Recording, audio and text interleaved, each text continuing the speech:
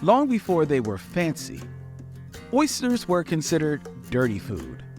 But they've always been crucial for us, from being used to build shelters to serving as a spiritual tool.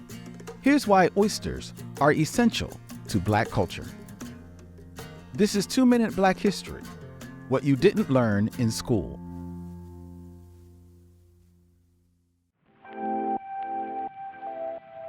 We've been loving oysters for centuries. Although they're considered a delicacy today, they were looked down on at one time. Oysters were considered a dirty food, in fact. We've never needed white approval, though. Oysters have long been crucial to our culture and resistance.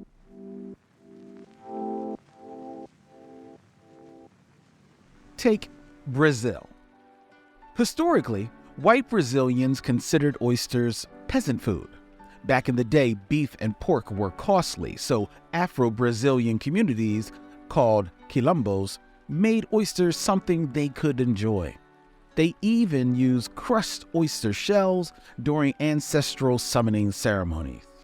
In New York, the oyster king, Thomas Downing, switched things up, and instead of serving oysters from a street stall, he flipped the game on his head. Fine carpet and chandeliers made Downing's restaurant an upscale experience. The best part, he used the oyster's cellar's basement as a secret stop on the Underground Railroad.